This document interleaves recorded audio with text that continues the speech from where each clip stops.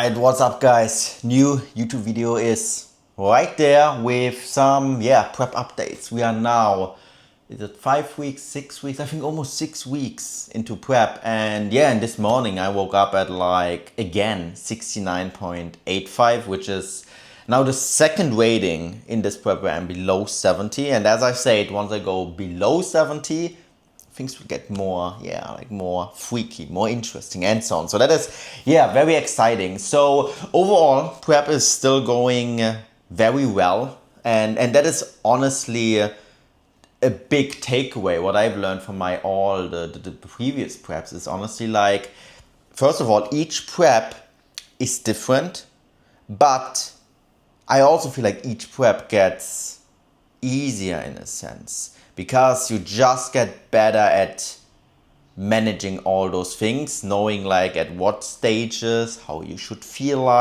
and most of all, how to conserve that energy once you really need that. Because the biggest mistake, what I did in my first prep, I would say is going all in from the start, thinking oh, now I'm in prep, switch it on, be hyper neurotic, hyper focused and so on. And then I still remember to this day where at the end of my first prep, I hated training. I was so burnt out that it took me also, I think, 2 months or so to get my enjoyment for training back again. And that is why for some people, they do a prep and they stop bodybuilding completely because they do unnecessary things of burning so much out that they hate that whole thing. But we have to remember, we have to we have to, it is damn hard, don't get me wrong, it's super hard, but at the same time, we should still enjoy that whole thing. We should still cherish those moments. And and honestly, this time around, it's even more so the case that I want to enjoy every piece of it and live my life, quote unquote, as normal as possible, as I live in my off season, that the contrast is just not as big. So that is always the goal. And another thing, on those videos, I always want to mention some little reflections, tips and so on. And for this one, what I want to talk about is being secure as a bodybuilder. And that is one of the biggest things where a good coach can help you tremendously. And that is gaining security in yourself, in a sense, because if you're self-coach, especially in the context of a contest prep, even myself, that is why I'm coached as well. It's at the end of a prep, we tend to become insecure. We first of all, we do maybe weird things we usually wouldn't do in our off season, being overly worried about specific things we are usually not worried about. And a coach can always help us to bring us back down to earth, make us realize what actually counts, what doesn't count. And then even in your off season, that is one of the main things. You have to become more secure and stop being so insecure of do I do that exercise perfect? Is my program perfect? Is my nutrition perfect? All those nitty gritty details. And it is normal because, we really care about that thing. And with other aspects in life, being sometimes very detailed, super focused can actually get us better results. But within bodybuilding, it is there's those few things that really drive the needle up, and we have to honestly know those things and know which things honestly doesn't really make a difference at the end of the day. That's why having a coach you really trust, and then just executing the plan, that is one of the key things. I think it's important to still ask questions, be curious, but have full trust and don't doubt it. All those things, and that is what gives you the confidence. Obviously, you don't want to be cookie. That's the other extreme, which also technically is insecure. If I know everything, that's just that just don't want to admit that you don't know enough. But so that is one of the big things, and I think that is why contest prep to contest prep it gets better and better and better, because you just become more secure with it. You just know what is to come. You trust yourself. You have the confidence of you got there once, you can get there twice, and so on. But then at the same time, still being like, yeah, still open-minded. Every prep, there will come new challenges, and I'm here for it. And that's also the beauty of it. It would be boring if it's just like so straightforward. There will always be new learnings, new challenges, and so on. But then the things you have mastered, hey, be secure about it, and trust that, yeah, that whole thing in a sense. So yeah, here we go. Today, upper body day. From now on, I will do a kind of voiceover because it's just like more practical, especially once I get very fried during prep. I just want to focus on training and like recording myself is second nature, but like also speaking while training. I do that with MBW once a month, but there I have like a video craft and so on, so it's much easier. But by myself, it's just like that extra stress, which when I train, I really want to go at it basically. So I am doing that voiceover where I can also give more clear-minded, clear-headed, give the better tips in regards to everything. So there we go. So, and I'm preparing my oats right now. And one thing that also came in mind is like, everyone who follows me for quite a while knows I'm like a bit advocate of like flexible dieting. And some people might think like I really wing my nutrition of like, oh, today I have this, or this day I have this, and so on. But I still, half of it, or even no more, like 70-80%, it's like being on a meal plan for me. Like every single morning I have like my bowl of oats right now, and it has the same amount of whey, the same amount of oats, the same amount of, the only thing I change up a little is like the fruits or something. And that's actually a healthy thing to do, of like not every day having the same food, but like the key ingredients, which is the most also caloric dense, is always the same. Like after training I have like my protein shake that is the same.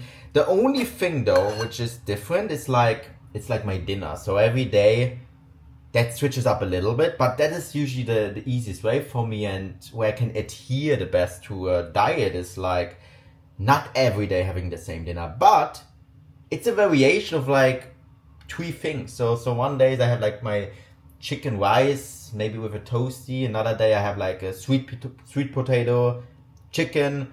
And on like weekly days I sometimes order like, hey, get a pizza, get some sushi in. But again, all of that is tracked in, and that is like not a huge portion of extra stress for me. It actually makes the diet easier for me because sometimes just my dinner wants some variety, but the breakfast or even the lunch times is always the same. Because if I always would switch up my breakfast, it would be stressful. And that is honestly like the same way how normal people live their life, right? Like everyone usually has that same cereal every morning. Even when you've been a kid, right? You have that same cereal every morning, or like a variation of 2 or 3 things.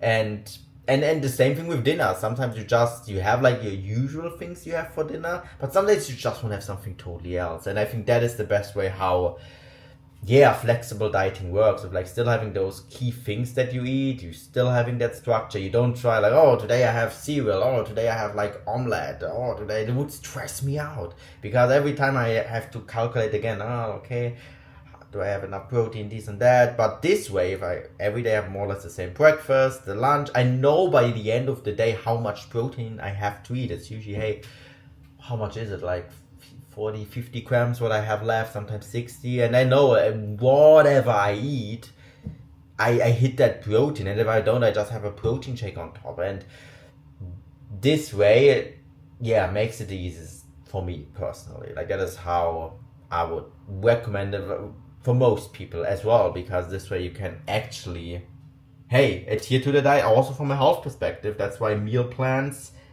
sometimes are not, or often not, the healthiest, because if you every single day eat the exact same stuff, you will miss out on like some like micronutrients, and also in regards of like your digestion just sometimes it needs something else as well. So switching up like some of those things of like, vegetables, fruits, and so on makes that great. Hey, and that is basically my pre-workout meal. Today is a refeed day, so it's 50 grams of oats, 60 grams of whey.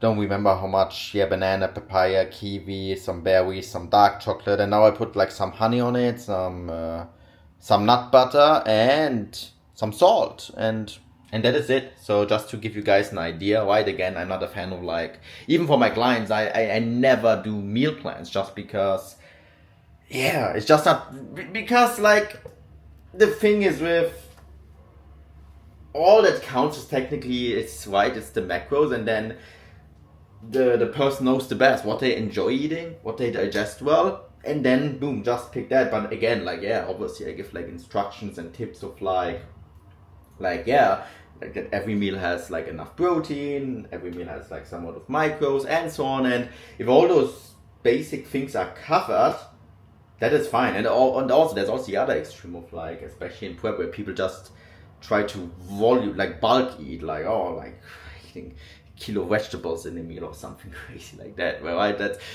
also like for another topic. But yeah, like usually the easiest way, also in regards to coaching, is someone really struggles with nutrition. Hey, like show me a full day of eating, and then I can tell like where like maybe some things are like lacking, missing. But usually that is the easiest way around it, instead of like prescribing like what you should exactly eat. I don't think that's a smart way to go about it. This being said, guys, that's why the most successful bodybuilders, they usually have a very boring life. And I think if you want to become successful as a bodybuilder, you need to have a little bit of that, boring life, right? You can't be like always on the go, always trying new activities, always partying, and so on. I mean, at some point, like I enjoy traveling, and it can definitely work, right? But again, like you don't build your skill sets and so on during those times. You build them during those mundane, day-to-day, boring tasks and so on. And that is basically what applies with the nutrition, right? Like you get very good at it while having your day-to-day routine and so on, and then at some point you're so good at it where, hey, like that, if you have to travel and so on, you just know what you have to do, in a sense, to like stay on track with that. So yeah, so that is a big thing. So bodybuilding, in order to enjoy bodybuilding, I think you need to be a person who just likes structure and so on, and a little bit of that, it's just fine with that quote unquote, what for most people, for a lot of people, it is boring life, but for us, like for me, I love that. It gives me meaning. It's like I really love that. So that is like, again, one of those things, right? You can't force them, but again, if you want to become successful as a bodybuilder, I think you need to have that personality trait of like, just enjoying that kind of thing day to day. So the voiceover is happening. This was a very, very good upper body session, yesterday. Starting off with close grip cable rows on this one. And like here I do only like 2 sets, specifically on this whole upper body session. It's all about getting good high quality work in, and I like that, honestly. With like only 2 sets, it means like, hey, I only have like those 2 opportunities of like making sure I get all the stimulus in I need. And also mentally, especially going deeper into prep, it just works like tremendously well. I like those like semi underhand grips, so I don't use like a total neutral grip. Is also fine, but if a gym has the equipment there, going with like that semi underhand grip just feels more natural for me. Easy to keep my elbows close to the body. And here we see like the last few full arm reps, and each and every set I go into partial reps, especially on those movements which are a little bit more let's say shortened biased. Like there's still like so much power, like so much oomph within that lengthened range. So I make sure I get like all of that in. Right after, I go to like a more cheaty straight bar pull down. And and the only thing, what I mean by cheaty here, is basically like having a little bit of momentum, but still control. So I still make sure the muscle is doing most amount of the work, and I just have a little bit like control of like momentum out of that lengthened range. So this basically means I make the movement actually a little bit more lengthened biased, because this way it gets easier in the shortened, in the bottom position, and therefore a little bit heavier on the top, if that makes sense. So you can just try that out with like, yeah, being super strict. Usually it's heavier at the bottom, and having that little of momentum, it's actually a little bit harder on top. So yeah, like that works very well. So that's like more of an upper back bias variation by arching my back, leaning a little bit back, and as well here, squeezing a good amount of partial reps in. So on the incline chest press, on this one, I actually dropped the load a little bit this session just because I keep my elbows a little bit closer to my body now. And yeah, and the main thing here is like by keeping the elbows a little bit closer to your body, get a little bit more range of motion in. I feel like even a little bit more like clavicular, like upper chest bias that way, right? A little bit more of that like uppercut motion for the upper chest. And that is the thing. So don't be scared if sometimes, hey, you change something on the execution, make a movement more challenging. Dropping a little bit of load doesn't mean you get weaker. It's just like, right, load is just a tool. So it really depends of like how you basically execute a movement. So on those flies, so one thing I always struggled a little bit with my shoulder, like sometimes my shoulder got a little bit pain, felt a little bit weird here, and I like to have my grip a little bit more like pronated on those, like a similar grip as like if I would do a press. So what I imagine basically is like same grip as I would have on like a dumbbell press, but I just like push my hands like out and have a fly more or less. And yeah, in this way it feels very, very good on my shoulder. I do it on the lat row because as well here, by keeping my feet up, it just feels much more stable for me. Like it feels way more stable. It feels way more like a pec deck fly in a sense. Like way more scale. Like my leg, I make it straighter just because I got a cramp on that day. I remember, like I just got a cramp yesterday on my hamstring, and yeah, that's why I put the leg straight out. And then I tried it again, and I think the cramp was like coming back again. Yeah, right here. And yeah, that was the last rep. I do like a long pause at the bottom just because, yeah, like 17.5 would be a little too heavy. So I want to stay with 15. And at the end of it, I do kind of like a semi press, because if I do partial flies, same thing feels a little scary on my shoulder. So put a little bit more elbow flexion, and therefore, yeah, like a semi press as partials. The Gym Lecco, this one, wow, I love that piece. Extremely lengthened biased. So I had to get used to it at the beginning because most chest presses are usually very shortened by, so it feels a little weird. Like it gets quite easy on top. But once used to it, it feels tremendously good. Like, yeah, like really, really like that piece. It's a little bit of like almost like a semi-decline press, but no, like this one feels very good. Continuous reps here. Not too long of a pause at the bottom, because that's the thing. If a movement is very, very lengthened biased, I don't pause at the bottom because it's already lengthened bias. So I just make sure I don't bounce out of it. So that is one thing I always do on lengthened bias movements. It's like, yeah, not pause too much at the bottom, but if a movement is like not that lengthened biased, yeah, that's like makes sense to maybe pause there for a little bit longer. So yeah, the behind back lateral raises here. One big thing is like what I see people often do, they just let the hand hang like this. You feel maybe a little bit more sensation, but to have like full like force production power output, that's why I have like a D handle in my hand. So if I flex that, right, my elbows, it also keeps the elbow healthier, and you can just produce a little, like you have more stability in a sense this way. So yeah, that's why I have that D handle in my hand on the behind back, on also in the front lateral raises after doing my reps here. So guys, I just show you that one set because I don't want to take too much of your time.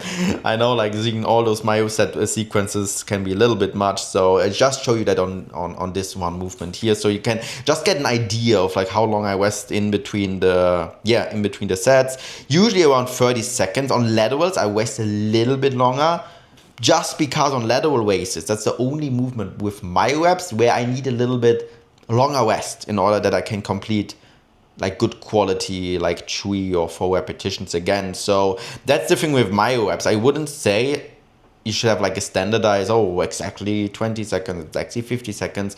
Make it dependent on the movement. Make it dependent on getting 3-4 quality reps in again. That's the goal with my reps. It's like you want to get quality reps in again. And that's how long you should rest. So rest as long until you get like 3-4 quality repetitions in again. On some movements, it might be a little shorter. On other movements, it might be a little bit longer. So yeah, no, and besides that, I have the cable at around like little below hip height here. So that works, yeah, very good. Besides that, I also like lean a little bit to my side, because the thing is, if you lean a little bit towards that side, right, you make it technically a little bit more shortened biased again. And the goal here is having like more lengthened bias. So therefore, like leaning a little bit in that to that side makes it actually heavier in that like, yeah, lengthened range. So here, that was the last myo, I believe. And yeah, last rep was a little of a grinder, but yeah, it was still alright. And now, no. We're having one more to go. Sorry guys, one more to go. So I always do like an activation set, like 10 to 15, and then I do as many myo. It's always usually 3 myo rep sets until I hit 10 reps in total. So usually the first myo is 4, then 3, then 3 again.